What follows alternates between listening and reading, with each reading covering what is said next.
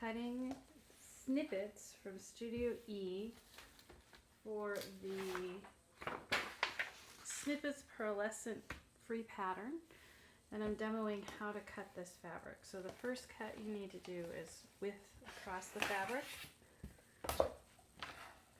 You need a 6.5-inch strip.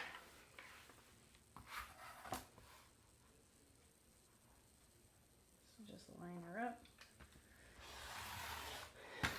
And this will give you the whole range of the ombre stripe. So we've got it all the way. So we have 25 inches left, and we have the gradient from dark to light to dark. So to make it easier to cut, I just fold it in half lengthwise, because all of our cuts now will come from the length of fabric.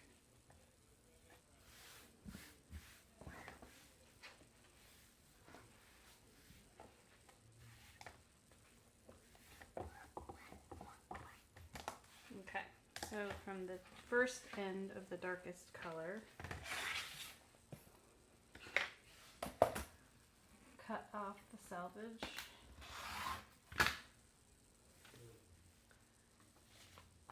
And we cut 1.5 inch strip, because we're going to do strip piecing later in the pattern.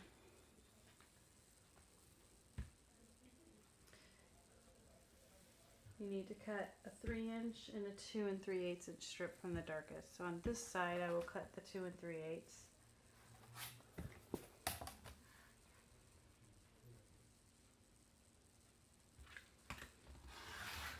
From the darkest. Then we're going to flip it over to get more dark to cut the 3-inch.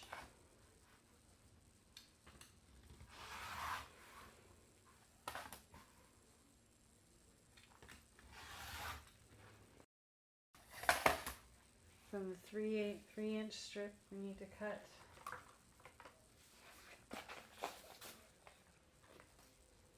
8 3-inch squares.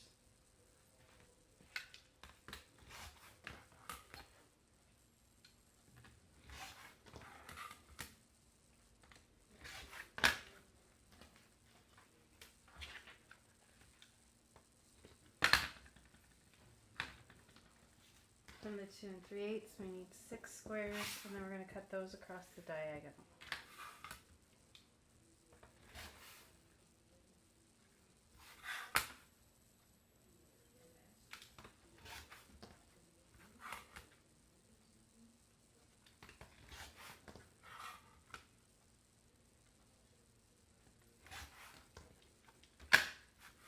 And then you just cut them across one diagonal to make triangles.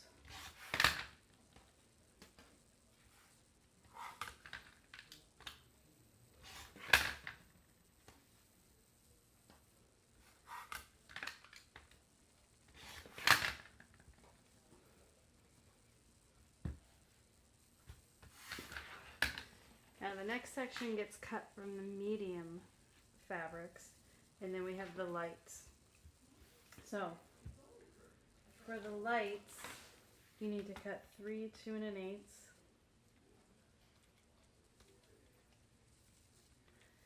and you need to cut a 3-inch strip, and you need to cut a 2 1/8 inch strip. So you need 12 inches of light, and then you can cut your medium. So I find it easier to take a ruler,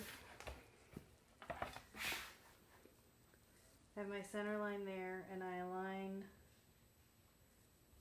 that 6 inches and that 6 inches. So there's the 12 inches I need for light. So I do that first.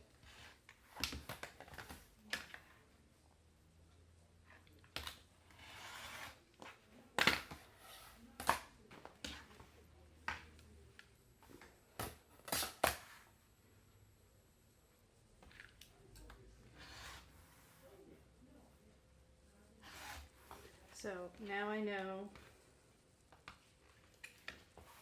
this is my lights, and I can cut those pieces in a minute. But now I can go back into here and I can cut my mediums, knowing this is all my extra fabric. So for medium, we need just 1 3-inch strip. I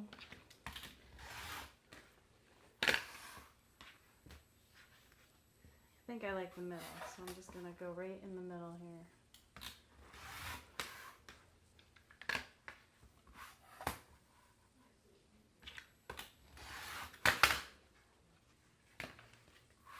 We're cutting 8 squares from this.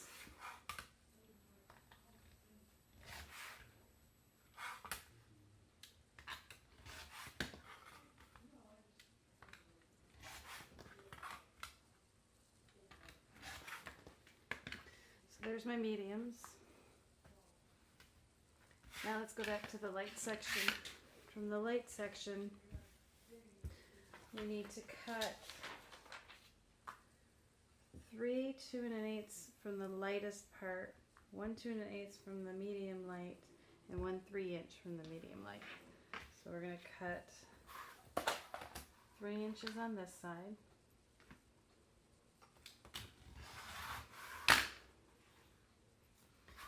My 3 2 1/8 for the lightest part.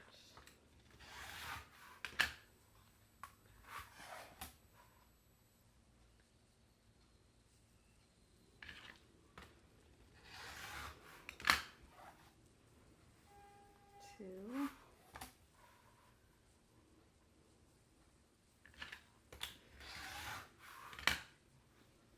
3, and then I have to cut one more 2 1/8.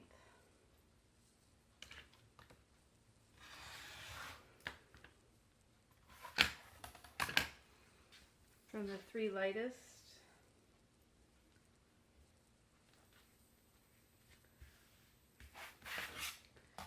we are subcutting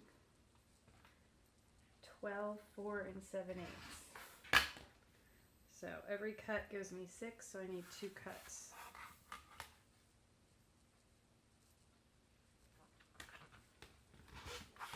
One.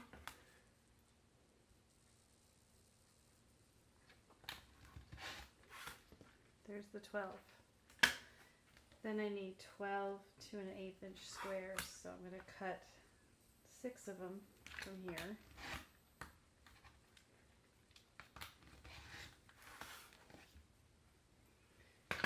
And 6 from this strip.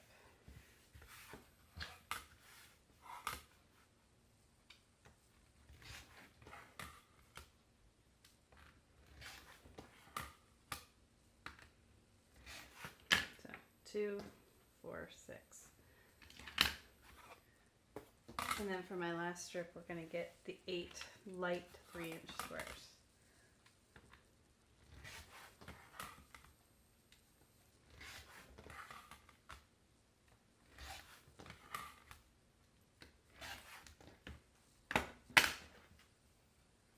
So those are my lights, mediums, darks, and then the 6-inch strip. So that's how you cut fabrics A, B, and C from this Snippets quilt pattern. Step 1 of the Snippets block is we're going to make this snail trail block. So first you cut a 1 1/2 by length of fabric strip from the dark sections, which I've now sewn together. So this is fabrics C and G, or C and G. And now we need to cut it into 12 1 1/2" segments. So what I like to do is I take a square ruler and I take these grip strips that we sell that are long, and I cut them into segments. So here they are. And I take one of these and I put it on the back of my ruler at the 1 1/2" mark. So now I have a bumper that will stop my fabric. So when I go to cut these, whoops, gotta put it in the right spot. 1 1/2, which is right here. And you don't need the bumper to be the same length as your segment, you just need enough to catch it. So if I was cutting 6 inches, I'd put it in the middle. Right now we're cutting 1 1/2, so this is great up here. So then what I do is I align the center line and I use the bumper to stop the fabric from moving. And I cut. And we need to cut 12 of these. So you know you're in the right spot every time because the edge of the fabric hits the bumper. And then when you're done, you can peel the bumper off and just stick it to the front of your ruler. It'll re-stick several times, so you can use it over and over and over. And these are called grip strips. They were meant to put on the back of your ruler and keep your ruler from sliding. But I find this a much more useful way to use this tool. This is what the grip strips look like before we cut them into segments. Again, they use them to keep your ruler from sliding, but I like to buy them and then cut them into 2.5-inch segments. And then I just keep them around the studio like this, and I add them to my rulers as I have to cut things. So now we have all 12 of those cut. So the next step is to take these 2 units and sew them together to create a 4-patch. Then once we have the 4-patch sewn, we're going to sew. We're going to have it like this, and we're going to sew our 2 3/8 triangles on either side of the 4-patch to create this unit. So now we've got these all sewn and they're ready to be squared up. But I wanted to share with you a tip on how to sew these. So first you would sew these 2 triangles on, and then these 2 after you press them open. And when you have a 4-patch in the middle, it's really easy to center these because you take the point of the triangle and you lay it on your center seam of your 4-patch. And that way you know they're centered on all 4 sides as you sew them on. So once you do that, get them all pressed, and then you're ready to square these up to 3 1/4 inches. And to do that, I like using my Martelli turntable because it makes squaring them up a lot easier. So here's the same ruler we were using earlier. I'm going to take my grip strip off the back, stick it on the front because we're done with it right now. And then I'm going to use the ruler. I'm going to align through 3 1/4. So I'm aligning the center point, which is 1 5/8. There's a center point right there, and I'm also using the 45-3 line along the seam so that I can square these up. So just cut one side, cut the other side. Helps if you have a sharper blade. And then you just spin this, turn the ruler around, and this time I'm making sure I align on the 3 1/4 as well as the center. And again, there you go. So now I have my center square for my unit. So I like to set these up 4 at a time. It makes it a little easier to cut them.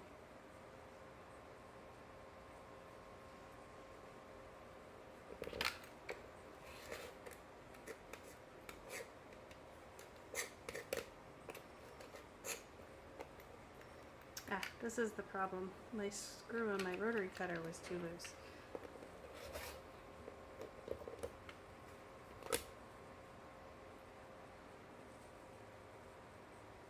And again, center point and the center seam, 45 on the line, and make sure you're outside the 3 1/4 line. If you check all 3 of those and you trim it up, you will not mess up your trims.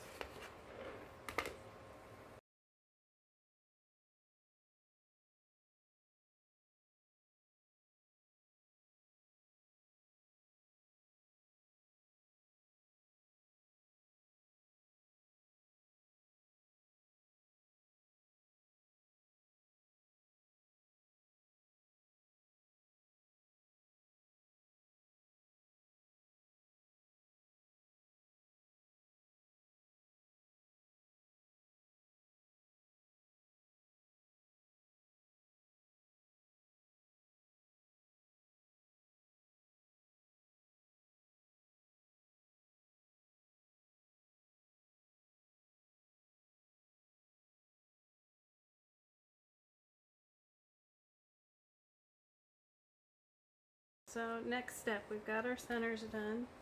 Now we have to create our side borders. And to do that, we're going to do a flip and sew on the rectangle with this square. So I believe this is a 2 1/8 inch square rectangle, 2 1/8 inch square going on top of a 2 1/8 by 3 1/4 inch rectangle. And you would put it on here In the traditional way is just draw a line from point to point, sew on it, and flip it open. I have found it's much more accurate to take a ruler like this. It's a 45 degree with a 1/4 inch edge on it, right there. This one happens to be my favorite because I can do a lot of different things with it, but you can also use these little folded corner clippers, and you just lay it on the square, and you align the top of the square, the side of the square, and then you draw a line. And this line is where your 1/4 inch guide goes on. So you're still sewing it from point to point, but you're using your 1/4 inch guide on this line.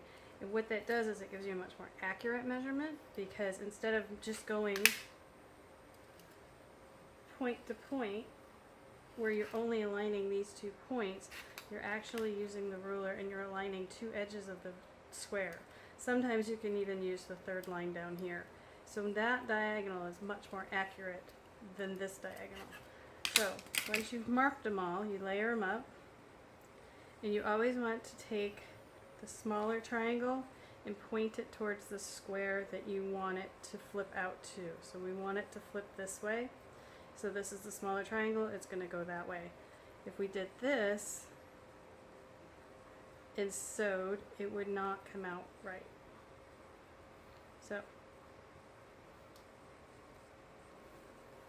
it'll go in my machine like this, the 1/4 inch foot will go on my line, and I will sew on that line. So now we just need to do that for all of these, and then we'll come back and show you the side borders. So I line them up on a cutting mat, using the line on the mat. Let's do it here in the center.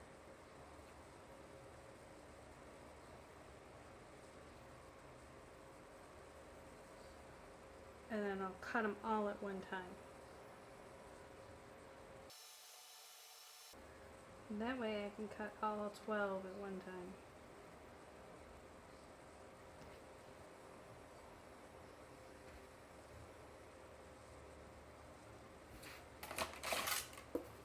So take a ruler, I line the 1/4 inch with the seam line, and then I'm just going to cut off the ends.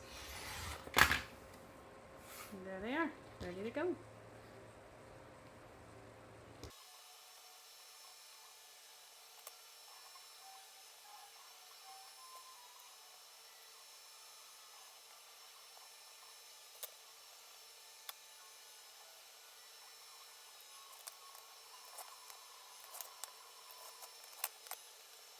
So we have these units all sewn, and now what we need to do is take one of these and sew this to one side and this to the other. So that'll be the next step, is to sew all of these to these. So now we've sewn the 2 rectangles onto the square, matching the corner to the strip. So that's how I knew the blue to blue, not green to blue.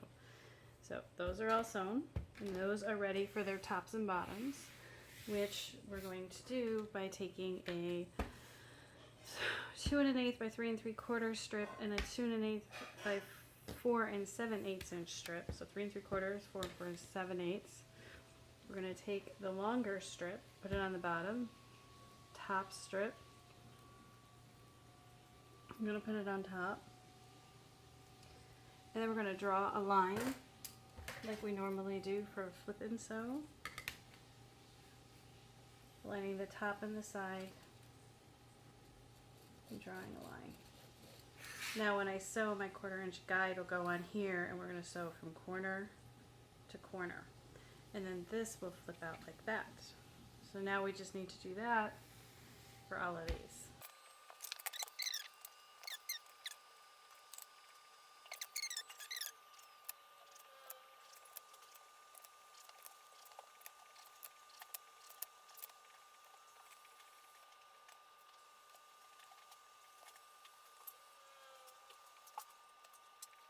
So now we have these sewn. So I use my 1/4 inch foot guide on the line, and I sewed from end to end, and then these are going to flip out like that. Correctly. That one I messed up, so we're going to fix that one, but this one is good. So we now have to cut that angle off. Draw a line, and I just cut away the waste, and now we're ready to press these all open. So I will repeat that with all of those. So now these are all, they were like that. We'll trim the back, and now we've pressed them open. Now they go on here at the top and at the bottom, and that makes our snail's trail. There's the blue. So we're gonna go ahead and sew all of these to those, those,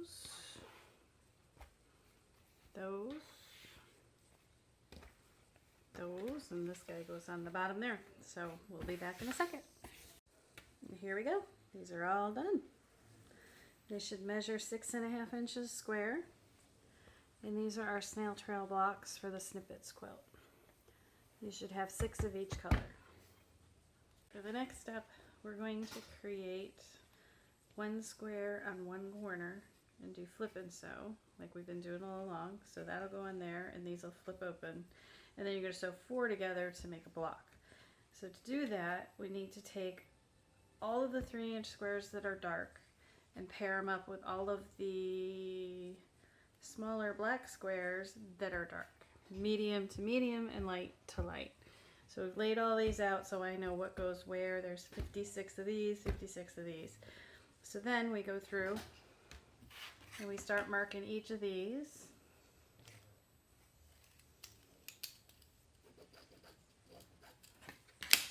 And then we align the smaller triangle towards the outer corner. So don't do this. Smaller triangle to the outer corner.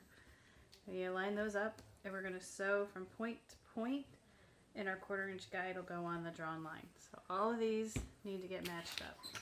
So I'll do that next. Okay, so now we have all of these done with their little triangles on the corner. So now we're going to sew them all together to create one block. So we end up with 6 from each color, 2, 2, and 2. So we're going to sew all those together and come back. So here are the last of the blocks in 3 gradations. So we got the blue, the orange,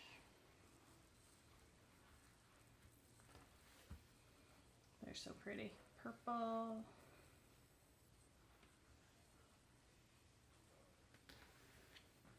lime,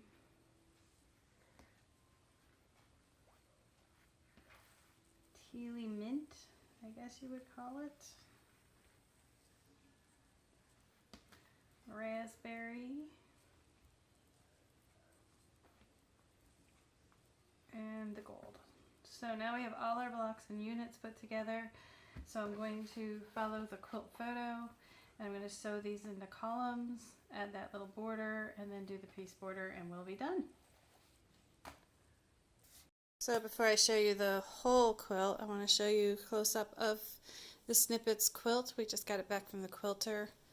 You can see Sue Mitchell did a great job on the backing of the quilt. And the front, we used variegated thread so that it blended over all the multitudes of colors in this quilt. So let me show you what the whole quilt looks like. So here is the Snippets Pearlescent quilt all finished. Give you a close-up of some of it here.